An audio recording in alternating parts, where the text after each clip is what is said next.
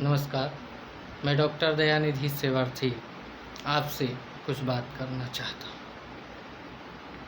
यदि हम चाहते हैं कि हम अपना जीवन पूर्ण रूप से सफल बनाएं, यदि हम चाहते हैं कि हमारा परिवार, हमारा समाज, हमारा राष्ट्र उन्नति के चरम सीमा तक पहुंच सके, तो हमें अपने जीवन को सरगम के सिद्धांतों पर ढालना होगा। सरगम का सिद्धांत, सरगम में 7 स्वर होते हैं, सा, रे, गा, म, प, ध और नी। हमें इन 7 स्वरों से कुछ संदेश प्राप्त करके अपने जीवन में उसे अपना लें तो निसंदेह ही हम अपनी उन्नति के चरम सीमा पर पहुंच जाएंगे। सा से हमें संकल्प लेना है। हमें संकल्प लेना है कि हम उन्नति के रास्ते पर चलना चाहते हैं या नहीं। यदि हम चाहते हैं तो दृढ़ निश्चय के साथ हम संकल्प करें, और केवल संकल्प लेने से ही बात नहीं बनेगी। तो अगला स्वर है रे। रे कहता है कि हम संकल्प लें और उस संकल्प को पूरा करने के लिए उसी में रम जाएं, उसी में रमण करें, उसमें रम जाएं, खो जाएं, उस पे एकाग्र हो जाएं। जब तक हम संकल्प के प्रति अपना ध्यान एकाग्र नहीं करते हैं, तब तक हमारा लक्ष्य हमें प्राप्त नहीं हो सकता। और अगला स्वर कहता है ग। हम कैसे खो सकते हैं, कैसे रम सकते हैं? तो ग कहा, खोने से, रमने से, एकाग्रता से ही बात नहीं पर होने वाली है। तो ग अर्थात गमन, गति भी हमें करनी है। हमने संकल्प लिया उन्नति के चरम सीमा पर जाने का, और हम उसके प्रति अपने आप को समर्पित कर चुके हैं, उसमें रम चुके हैं, खो चुके हैं, एकाग्र हो चुके हैं।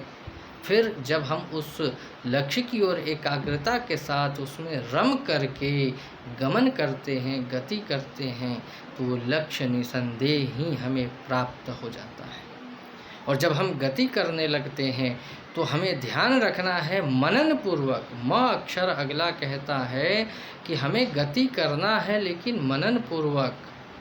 हमें सोच समझ करके गति करना है कि हम किस ओर जा रहे हैं, कहीं भटक तो नहीं रहे, कहीं हमारा गमन कहीं गलत दिशा में तो नहीं है। संकल्प भी है, उसमें रमे भी हैं, गति भी कर रहे हैं, तो मनन पूर्वक गति होनी चाहिए। और जब हम मनन पूर्वक, चिंतन पूर्वक गति कर रहे हैं, उसमें रमे हुए हैं, उस संकल्प की ओर हम एकाग्र हैं, गतिशील हैं, उसके प्रति हम जागरूक हैं, सचेत हैं, तो निसंदेह ही अगला अक्षर है प। वो कहता है कि जो हमें उससे सार मिल रहा है, जो हमें बातें मिल रही, उसको पालन भी करना है।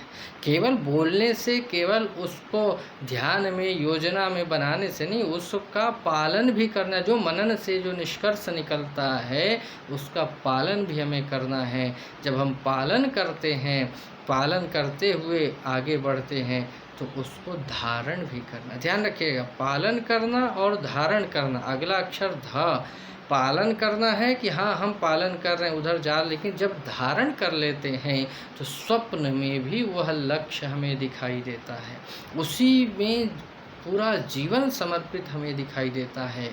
और जब हम संकल्प लेकर के उसमें रम जाते हैं, उस ओर गति करते हैं, मनन पूर्वक पालन करते हुए जब हम उस लक्ष्य को, उस संकल्प को जीने लगते हैं, धारण कर लेते हैं, तो निश्चित ही, न अगला अक्षर है, निश्चित ही वह लक्ष्य हमें प्राप्त हो जाता है।